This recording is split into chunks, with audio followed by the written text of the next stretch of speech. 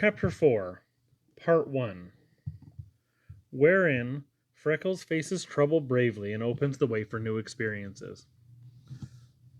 On Duncan's return from his next trip to town, there was a big store box loaded on the back of his wagon.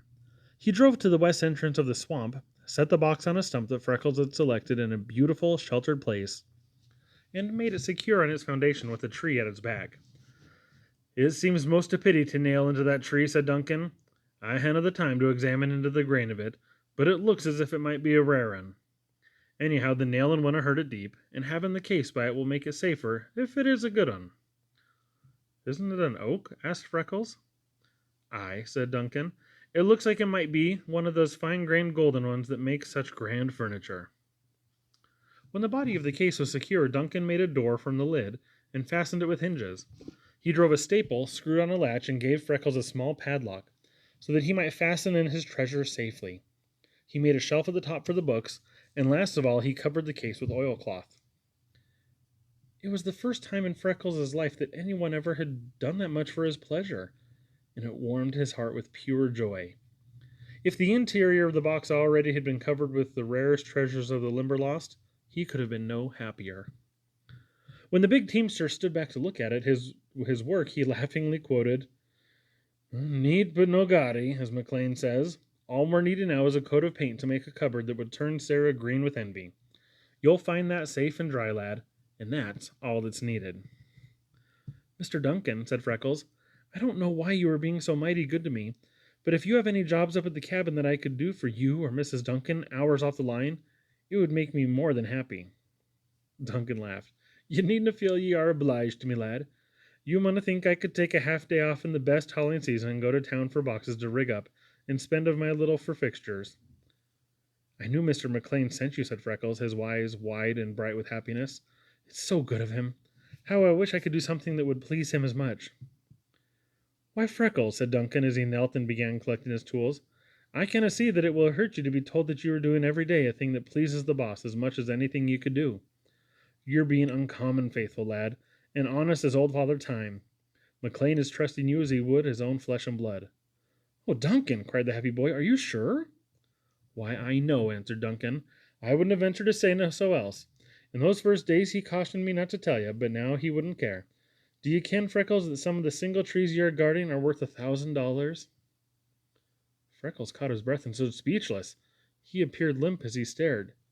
"You see," said Duncan, "that's why they mun be watched so closely. They take, say for instance, a burl maple, bird's eye they call it in the factory, because it's full of wee knots and twists that look like the eyes of a bird. They saw it out in sheets, no muckle thicker than writing paper. Then they make up the furniture out of cheaper wood and cover it with maple. Veneer, they call it. When it's all done and polished, you never saw anything grander. Gang into a retail shop the next time you're in town and see some. By sawing it thin that way, they get finished for thousands of dollars worth of furniture from a single tree. If you didn't watch faithful, and Black Jack gets out a few he has marked, it means the loss of more money than you ever dreamed of, lad. The other night down at camp, some son of Balaam was suggesting that you might be selling the boss out to Jack and letting him take the tree secretly, and nobody would ever ken till the gang gets here." A wave of scarlet flooded Freckles' face, and he blazed hotly at the insult.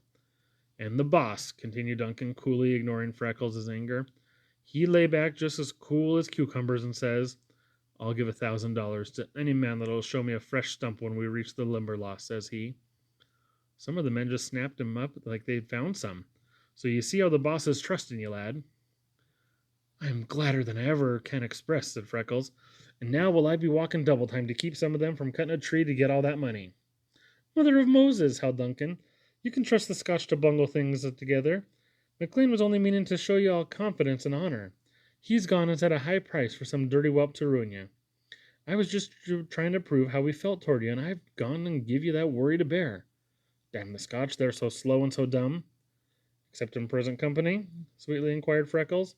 "No," growled Duncan. "Head in the list. He'd no business to set a price on you, lad, for that's about the amount of it, and I'd no right to tell you. We've both done you ill, and both meanin' the very best. Just what I'm always saying to Sarah." "I am mighty proud of what you have been telling me, Duncan," said Freckles. "I need the warning, sure, for with the books coming I might be tempted to neglect me work when double watching is needed." Thank you more than I can say for putting me onto it. What you've told me may be the saving of me. I won't stop for dinner now. I'll be getting along the east line when I come round about 3. Maybe Mother Duncan will let me have a glass of milk and a bite of something. You see now, cried Duncan in disgust, you'll start on that 7-mile tramp with a bite to stay your stomach. What was it I told you? You told me that the Scotch had the hardest heads and the softest hearts of any people that's living, answered Freckles. Duncan grunted in gratified disapproval. Freckles picked up his club and started down the line, whistling cheerily, and he had an unusually long repertoire upon which to draw. Duncan went straight to the lower camp, and calling McLean aside, repeated the conversation verbatim, ending, "And no matter what happens now or ever, didn't you dare let anything make you believe that Freckles hasn't guarded faithful as any man could." "I don't think anything could shake my faith in the lad," answered McLean. Freckles was whistling merrily. He kept one eye constantly on the line. The other he divided between the path, his friends of the wire, and a search of the sky for his latest arrivals. Every day since their coming he had seen them, either hanging as small black clouds above the swamp, or bobbing over logs and trees with their queer, tilting walk. Whenever he could spare time, he entered the swamp and tried to make friends with them, and they were the tamest of all his unnumbered subjects. They ducked, dodged, and ambled around him over logs and bushes, and not even a near approach would drive them to flight. For 2 weeks he had found them circling over the Limberlost regularly, but one morning the female was missing, and only the big black chicken hung sentinel above the swamp. His mate did not appear in the following days, and Freckles grew very anxious. He spoke of it to Mrs. Duncan, and she quieted his fears by raising a delightful hope in their stead. "Why, Freckles, it's the hen bird you're missing. It's 10 to 1 she's safe," she said. "She's laid and is setting, you silly. Watch him and mark where he lights, then follow and find the nest. Some Sabbath we'll all gung see it." Accepting this theory, Freckles began searching for the nest. Because these chickens were large as the hawks, he looked among the treetops until he almost sprang to the back of his neck. He had half the crow and hawk nests in the swamp located. He searched for this nest instead of collecting subjects for his case. He found the pair the middle of one forenoon on the elm, where he had watched their love-making. The big black chicken was feeding his mate, so it was proved that they were a pair. They were both alive, and undoubtedly she was brooding. After that, Freckles' nest hunting continued with renewed zeal, but as he had no idea where to look and Duncan could offer no helpful suggestion, the nest was no nearer to being found. Coming from a long day on the trail, Freckles saw Duncan's children awaiting him much closer to the swale than they usually ventured, and from their wild gestures he knew that something had happened. He began to run, but the cry that reached him was, "The books have come!" How they hurried! Freckles lifted the youngest to his shoulder. The second took the club and dinner pail, and when they reached the cabin, they found Mrs. Duncan at work on a big box. She had loosened the lid, and now she laughingly sat on it. "You cannot have a peep in here until you've washed and eaten supper," she said. "It's all ready on the table. Once you begin on this, you'll be no willing to take your nose out till bedtime, and I will not get my work done the night. We've eaten long ago." It was difficult work, but Freckles smiled bravely. He made himself neat, swallowed a few bites, and came so eagerly that Mrs. Duncan yielded, although she said she very well knew all the time that his supper would be spoiled. Lifting the lid, they removed the packing and found that in the box, books on birds, trees, flowers, moths, and butterflies. There was also one containing Freckles' bullfrog true to life, and besides these were a butterfly net, a naturalist's tin specimen box, a bottle of cyanide, a box of cotton, a paper of long steel specimen pins, and a letter telling what all these things were and how to use them. At the discovery of each new treasure, Freckles shouted, "Will you be looking at this now?" Mrs. Duncan cried, "We'll all be drawed on." The eldest boy turned a somersault for every extra, and the baby, trying to follow his example, bunched over in a little sideways sprawl and cut his foot on the axe with which his mother had pried up the box lid. That sobered them, and they carried the books indoors. Mrs. Duncan had a top shelf in her closet cleared for them, far above the reach of meddling little fingers. When Freckles started for the trail the next morning, the shining new specimen box flashed on his back. The black chicken, a mere speck in the blue, caught the gleam of it and wondered what it was. The folded net hung beside the boy's hatchet, and the bird book was in the box. He walked the line and tested each section scrupulously, watching every foot of the trail, for he was determined not to slight his work. But if ever a boy made haste slowly in a hurry, it was Freckles that morning. When at last he reached the space he had cleared and planted around his case, his heart swelled with the pride of possessing even so much that he could call his own, and his quick eyes feasted on the beauty of it. He had made a large room with the door of the case set even with one side of it. On three sides, fine big bushes of wild rose climbed to the lower branches of the trees. Part of his walls were mallow, part alder, thorn, willow, and dogwood. Below there filled in a solid mass of pale pink, sheep laurel, and yellow St. John's wort, while the amber threads of the dodder interlaced everywhere. At one side of the swamp came close, and cattails grew in profusion. In front of them he had planted a row of water hyacinths, without disturbing in the least the state of their azure bloom, and where the ground rose higher for his floor, a row of foxfire that soon would be open. To the left he had discovered a queer natural arrangement of the trees that grew to giant size and were set in a gradually narrowing space, so that a long vista stretched away until lost in the dim recesses of the swamp. A little trimming back of underbrush, rolling of dead logs, leveling of floor, and carpeting with moss made it easy to understand why Freckles had named this the cathedral. Yet he never had been taught that the groves were God's first temples. On either side of the trees that constituted the first arch of this dim vista of the swamp, he planted ferns that grew waist high, thus early in the season. And so skillfully the work had been done that not a frond drooped because of the change. Opposite, he cleared a space and made a flower bed. He filled one end with every delicate, lacy vine and fern he could transplant successfully. The body of the bed was a riot of color. Here he set growing dainty blue-eyed Marys and blue-eyed grass side by side.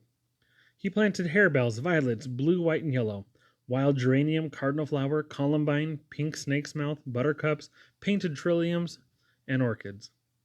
Here were bloodroot, moccasin flower, hepatica, pitcher plant, jack-in-the-pulpit, and every other flower of the Limberlost that it was in bloom or bore a bud presaging a flower. Every day saw the addition of new specimens. The place would have driven a botanist wild. On the line side he left many bushes for concealment, and entered by a narrow path he and Duncan had cleared in setting up the case. He called this the front door, though he used every precaution to hide it. He built rustic seats between several of the trees, leveled the floor, and thickly carpeted it with rank, heavy, woolly dog moss. Around the case he planted wild clematis, bittersweet, and wild grapevines, and trained them over it until it was almost covered. Every day he set new flowers, cut back rough bushes, and coaxed out graceful ones. His pride in this room was very great, but even he had no idea how surprisingly beautiful it would appear to anyone who had not witnessed its construction and growth. That morning Freckles walked straight to his case, unlocked it, and set his apparatus and dinner inside. He planted a new specimen he had found close to the trail, and bringing his old scrap bucket from the corner in which it was hidden, from the nearest pool he dripped water and poured it over his carpet and flowers. Then he took out the bird book, settled comfortably on a bench, and with a deep sigh of satisfaction turned to the section headed V. Past Viri and Vireo, he went down the line until his finger, trembling with eagerness, stopped at vulture. Great black California vulture, he read. This side of the Rockies will do for us. Common turkey buzzard. Well, we ain't hunting common turkeys. McLean said chickens, and what he says goes. Black vulture of the South. Here we are arrived at once. Freckles' finger followed the line, and he read scraps aloud. Common in the South, sometimes called Jim Crow, nearest equivalent to CATHARTES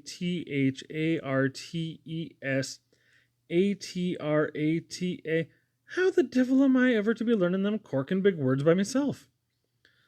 The Pharaoh's chickens of European species sometimes stray north as far as Virginia and Kentucky, and sometimes further, interpolated Freckles, 'cause I got them right here in Indiana, so like these pictures, I can just see me big chicken bobbing up to get his ears boxed, hey? Light blue eggs.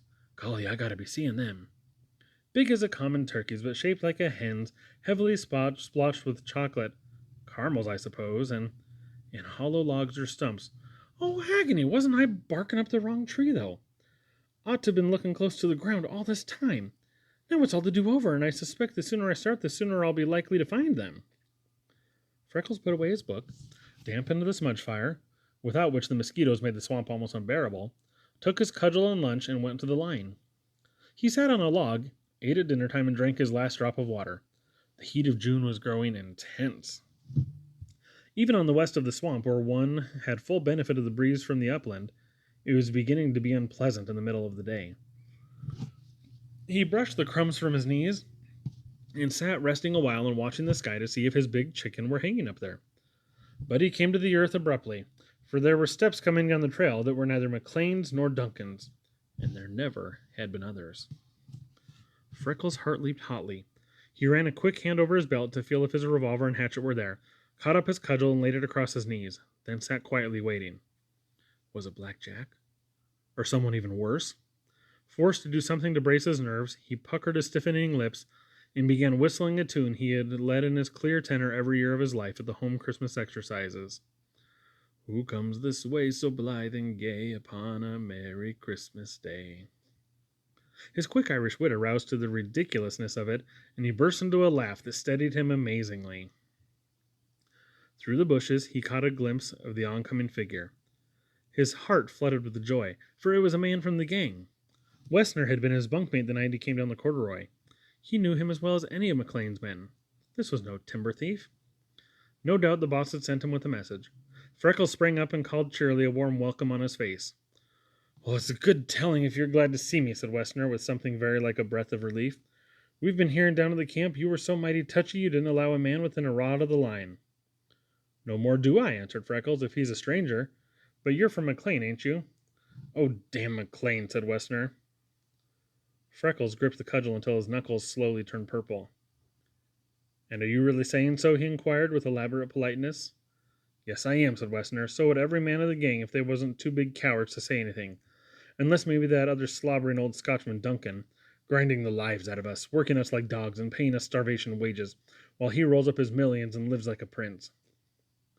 Green lights began to play through the gray of Freckles' eyes. Wessner, he said impressively, you'd make a fine pattern for the father of liars. Every man on that gang is strong and healthy, paid all he earns, and treated with the courtesy of a gentleman. As for the boss living like a prince, he shares fare with you every day of your lives. Wessner was not a born diplomat, but he saw he was on the wrong track and he tried another.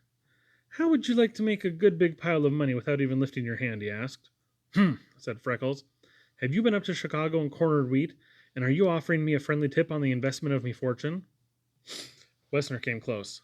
Freckles, old fellow, he said, if you let me give you a pointer, I can put you on to making a cool 500 without stepping out of your tracks. Freckles drew back. You need be afraid of speaking up, he said. There isn't a soul in the Limberlost save the birds and the beasts unless some of your sorts come along and crowd in the privileges of the legal tenants. None of my friends along, said Wessner. Nobody knew I came but a friend of mine. If you want to hear sense and act with reason, he can see you later, but it ain't necessary. We can make all the plans needed. The trick's so dead small and easy. Must be if you have the engineering of it, said Freckles, but he heard with a sigh of relief that they were alone. Wessner was impervious. You just bet it is. Why, only think, Freckles, slaving away at a measly little $30 a month, and here's a chance to clear 500 in a day. You surely won't be the fool to miss it. And how was you proposing for me to stale it? Inquired Freckles, or am I to find it laying in my path beside the line? That's it, Freckles, blustered the Dutchman. You're just to find it. You needn't do a thing. You needn't know a thing. You name a morning when you will walk up the west side of the swamp, and then turn around and walk back down the same side again, and the money is yours. Couldn't anything be easier than that, could it? Depends entirely on the man, said Freckles. The lilt of a lark hanging above the swale beside them was not sweeter than the sweetness of his voice. To some, it would seem to come easy as breathing, and to some, ring in the last drop of their heart's blood couldn't force them. I'm not the man that goes into a scheme like that with a blindfold over me eyes, for you see, it means to trust break with the boss, and I've served him faithful as I knew. You'll have to be making the thing very clear to me understanding. It's so dead easy, repeated Wessner. It makes me tired of the simpleness of it. You see, there's a few trees in the swamp that's real gold mines. There's 3 especial. 2 are back in, but 1's square on the line. Why, your pottering old Scotch fool of a boss nailed the wire to it with his own hands. He never noticed where the bark had been peeled or saw what it was. If you will stay on this side of the trail just one day, we can have it cut, loaded, and ready to drive out at night. Next morning you can find it, report, and be the busiest man in the search for us. We know where to fix it all safe and easy.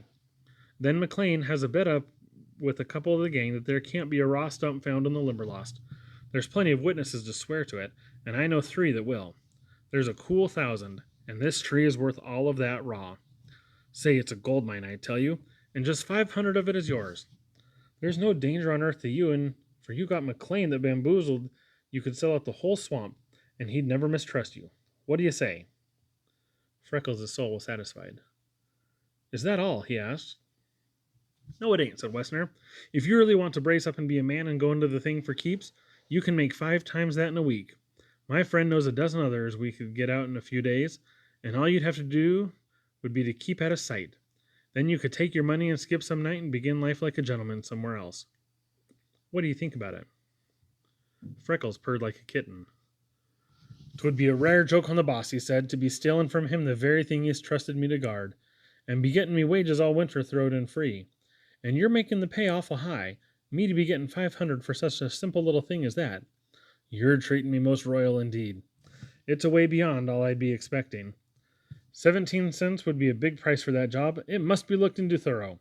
Just you wait here until I do a minute's turn in the swamp, and then I'll be escorting you out to the clearing, giving you the answer. Freckles lifted the overhanging bushes and hurried to the case. He unslung the specimen box and laid it inside with his hatchet and revolver. He slipped the key in his pocket and went back to Wessner. Now for the answer, he said. Stand up. There was iron in his voice, and he was commanding like an outraged general. Anything you want to be taken off? He questioned. Wessner looked at the astonishment he felt.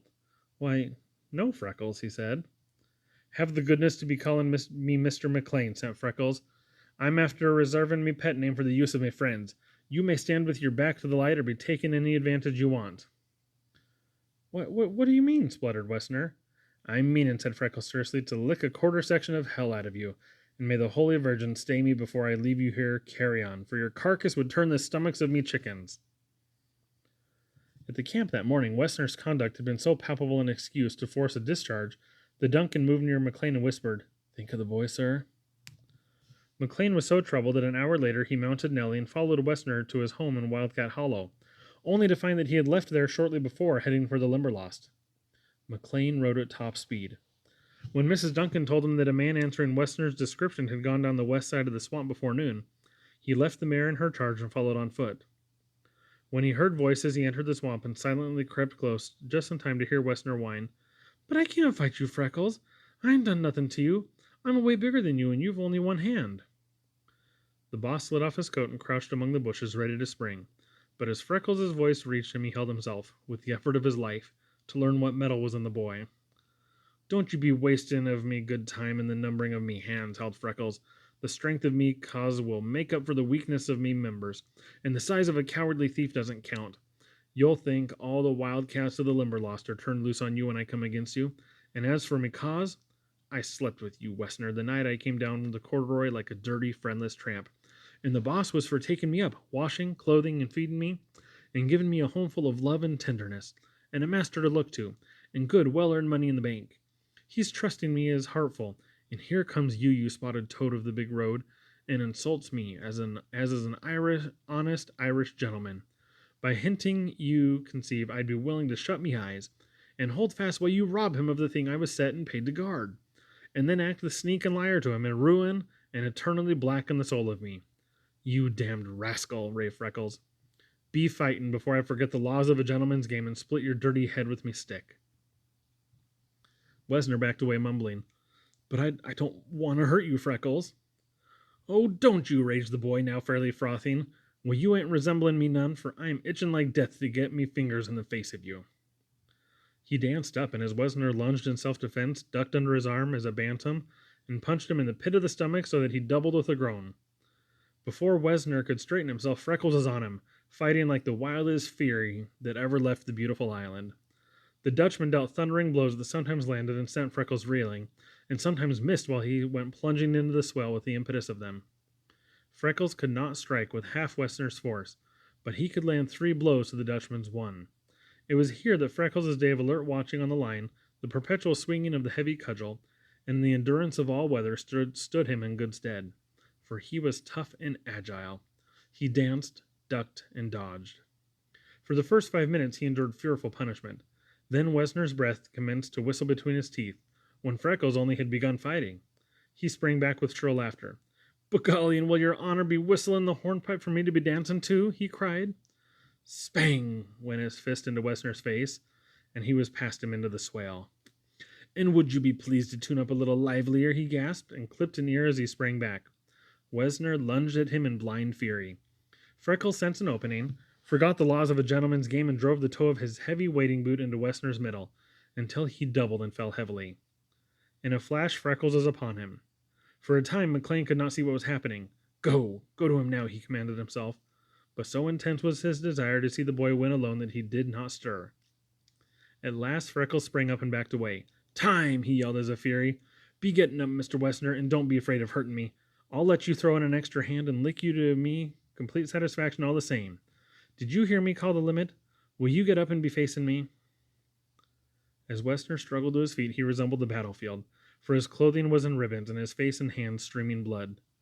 I guess I got enough," he mumbled. "Oh, do you?" roared Freckles. "Well, this ain't your say. You come on to me ground, lying about me boss, and intimating I'd steal from his very pockets. Now will you be standing up and taking your medicine like a man, or getting it poured down the throat of you like a baby? I ain't got enough. This is only just the beginning with me. Be looking out there." He sprang against Wessner and sent him rolling. He attacked the unresisting figure and beat him until he lay limp and quiet, and Freckles had no strength left to lift an arm. Then he arose and stepped back, gasping for breath. With his first lungful of air, he shouted, "Time!" But the figure of Wessner lay motionless. Freckles watched him with regardful eye and saw at last that he was completely exhausted. He bent over him and, catching him by the back of the neck, jerked him to his knees. Wessner lifted the face of a whipped cur, and fearing further punishment, burst into shivering sobs, while the tears washed tiny rivulets through the blood and muck. Freckles stepped back, glaring at Wessner, but suddenly the scowl of anger and the ugly, disfiguring red faded from the boy's face. He dabbed at a cut on his temple, from which issued a tiny crimson stream, and jauntily shook back his hair. His face took on the innocent look of a cherub, and his voice rivaled that of a brooding dove. But into his eyes crept a look of diabolical mischief. He glanced vaguely around him until he saw his club, seized and twirled it as a drum major, stuck it upright in the muck, and marched on tiptoe to Wessner, mechanically, as a puppet worked by a string. Bending over, Freckles reached an arm around Wessner's waist and helped him to his feet. "Careful now," he cautioned. "Be careful, Freddy. There's danger of you hurting me."